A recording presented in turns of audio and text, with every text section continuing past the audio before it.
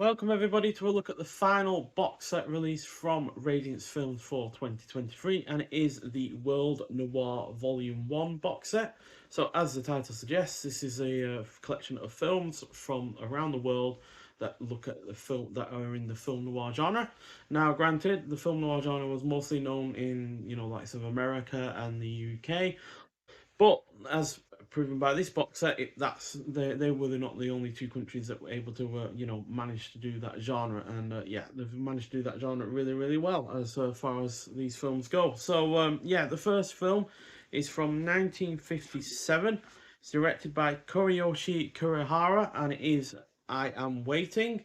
So this is a drama as well as a film noir. It's certainly got drama elements to it. Clocks in at 90 minutes long. And it's about a former boxer who gets involved with a club hostess trying to escape the clutches of a gangster employee or employer. So despite the characterization of this film noir by way of a drama isn't anything particularly special, the gradually unfolding plot does still make this an engrossing effort, which is anchored by two solid lead performances.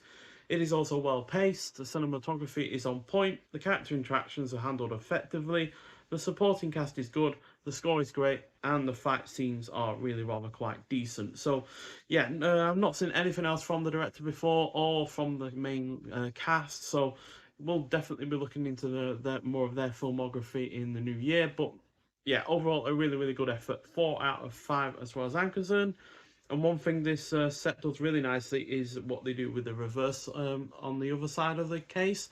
So yeah, they basically just do a little bit quick synopsis of the film. So a girl in trouble, a washed-up boxer, the two lead cast members, and what they're starring in, and then who it's directed by, along with a couple more cast members as well. So yeah, I really like that. And this is a printed disc as well.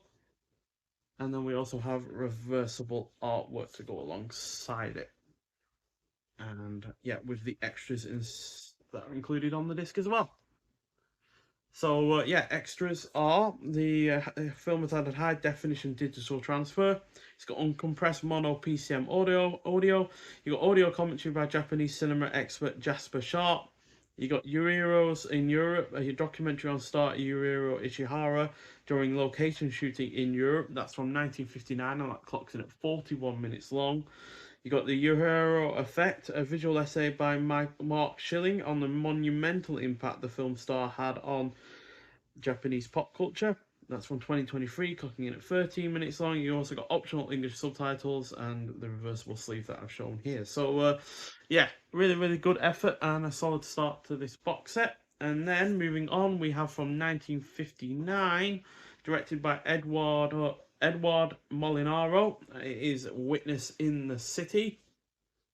So this clock's in at 89 minutes long, and I have actually seen as a cast member in something from before, and that is Lino Ventura, who I've seen in 6 other films. Favourites from him include Elevator to the Gallows, Army of Shadows, and Second Breath. And this is about industrialist Pierre Verdier, who kills his mistress Jean Anselin by throwing her off a train. Her husband, Anselin himself decides to take a revenge on his wife's murderer, who has been acquitted by justice. Now, that murder and that whole, getting acquitted is very immediately done in the first 10 or so minutes of the film. It's not the main portion of the film. The main portion of the film is her husband getting revenge on her murderer. Again, that's not a massive amount of the film. The most of this film is actually taken up by by our lead trying to take out the person that has witnessed him leaving the apartment of the person he has murdered, by trying to make it look like a suicide. So he initially thinks that he initially sees the person as a threat to exposing him in committing this crime, and that it basically snowballs from that. Unbeknownst to our murderer himself, though, the guy doesn't even want to go ahead with saying that he's witnessed someone leaving the apartment, because of the way the police usually treat witnesses. They usually treat them as the criminal, as he says in the film. So yeah, but it's really well done. Personally, I find this to be a cracking film noir. and it's the most film noir-like film in this box set, and it's tension-filled throughout with a plot that, although not the most complex, gets more complicated for our lead character as his situation becomes ever increasingly more desperate, because it starts off with a perfectly executed crime of killing the guy that killed his wife. But like I said, once he gets into his head that he's being seen and the witness is gonna, rat on him, then basically it snowballs from there in a case of paranoia and failed attempts to kill the guy. And yeah, but Lino Ventura is excellent in the lead role. The supporting cast is really good. The pacing is on point. The cinematography is brilliant, especially when it comes to its use of shadows and when inside of cars. The score is great. It's engrossing throughout, and the production is solid. So yeah, the cinematography is definitely what makes this feel like more like a film noir than the previous film. As yeah, like I said, the use of shadows, especially when they're in cars with Lino Ventura sat in the back seat of the guy he's wanting to kill, is really well done. As his face is properly masked, and you really get a sense of tension and will he or won't he in terms of killing actually this guy that has witnessed him leave the apartment of the person he has murdered. So yeah, really really good film. I love the artwork that it's got going on for it as well. Lino Ventura taking up the most of the front there, but then you got the city in the background. City obviously being Paris, being set in France, and yeah, I like the fact that the taxi company even gets a credit. It says Radio Taxi there, which is really rather cool. And then that's the back. So, quick synopsis: Anselin seeks revenge, as played by Lino Ventura, in the film Witness in the City, with a couple of cast members, Radio Taxi, and who it's directed by. Then you get the disc itself, which is printed in a different colour to the first film. And we also get reversible artwork, which has Lino Ventura in a car. A lot of this film is set in vehicles, either a taxi vehicle or the car that Lino Ventura drives around in the city.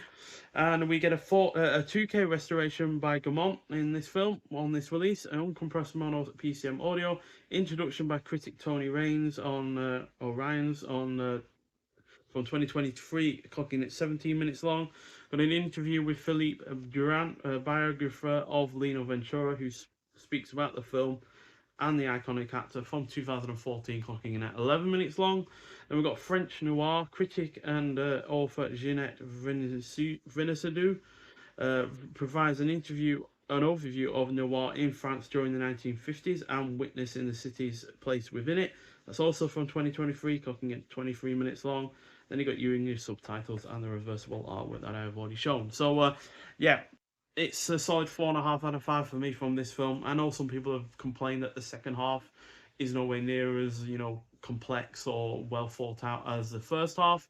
Certainly, some people have said it's a little bit more conventional in the second half, but I overall found it really, really well done, and yeah, really, really captivating and tension riddled throughout.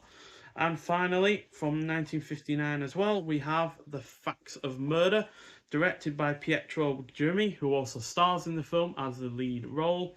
And it's clocks in at 115 minutes long. It's a crime mystery with elements of police procedural and film noir, although this probably feels like the least film noir-like film out of this box set. Also stars Claudia Cardinale, who we've talked about before this year. I've seen her in 7 films prior to this film, but we've already talked about her in this year from other Radiance Films releases, as she was in The Day of the Owl, which was in the Cosa Nostra box set, and The Iron Prefect, which was a single disc release by Radiance Films. Also stars Franco Fabrizi, who was in a minor role in Witness in the City, but he was also in The Italian Connection. And this is about a police inspector who comes into contact with people of all types and dispositions during a grueling murder investigation. Although it does start out with a robbery, which might be connected to the murder, it might not be. Well, you'll have to find out when you watch it yourself. But whether or not this could be considered a film noir or not doesn't really impact the quality of this film, as it is a film that still has a really rather great police procedural plot to it, that has a fantastic cast, solid pacing, and it is thoroughly engrossing throughout. It is also well shot, has a good score. The plot is somewhat involving in terms of its mystery element. The production is convincing and its characterization is decent. Just a shame that when the mystery itself is revealed and solved itself, it is a little underwhelming. But the rest of this effort does make the film well worth a watch. So yeah, like I said, not the one that would immediately spring to mind as being a film noir. Definitely feel like the second film is the most of the most film noir like. But yeah, Inspector Ingraviglio, played by Pietro Germi in The Facts of Murder, with a couple of cast members and him to name again. So yeah, different colour again. We're in red this time for the disc, and we do once again get reversible artwork with what was his name again? Pietro Germi and Claudia Canali on the reversible artwork there. So we got a new 4K restoration of this film by L'Immaginiani Ritrovatia at the Cineteca di Bologna world, which is a world premiere on high definition Blu-ray in 1080p. That's really nice that they've finally been able to bring this to a physical release. We've got uncompressed mono PCM audio. We've got new interview with Pietro Germi expert Mario Sesti from 2023. That clocks in at 47 minutes long. We got The Man with the Cigar in His Mouth, a documentary about Pietro Germi, featuring interviews with his colleagues and collaborators, including Mario Monicelli, Claudia Cardinali, Stefani Sandrielli, Giuseppe Tornatori, among others. That's by Mario Sesti himself from 1997, clocking in at 39 minutes long. How they've got that, I don't know, because I wouldn't imagine that would be something that would be kept. But yeah, 26-year-old documentary there.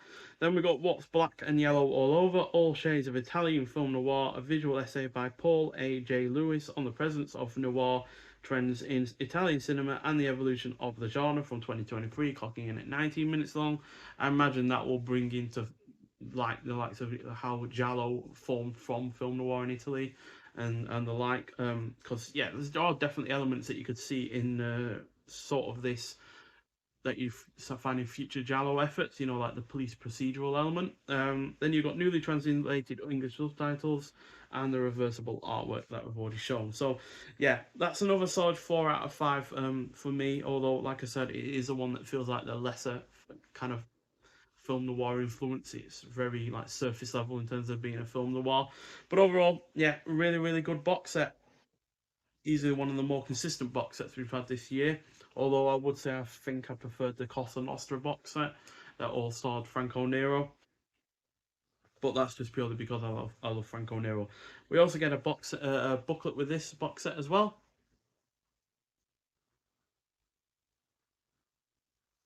And yeah, inside the booklet itself, we've got in terms of the contents, we've got No Boundaries, Limitless Parameters of World Noir from 2023 by Barry Forshaw. We've got the cast and crew for each film. Then we've got Out of the Past, The Mean Streets of Post-War Japan from 2023 by Haley Scanlon.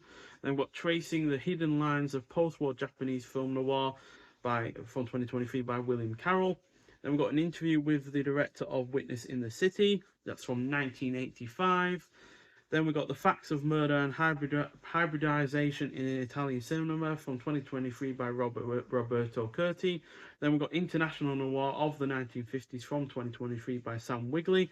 Then we got About the Transfers and Credits. So, yeah, fantastic looking booklet, to be honest. We've got the French poster for Witness in the City there.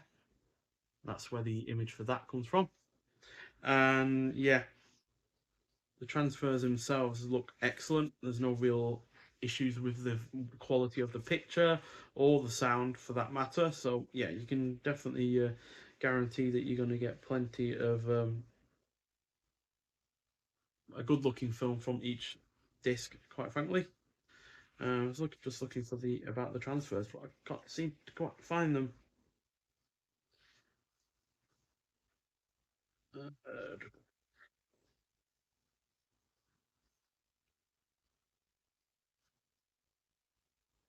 No, can't seem to.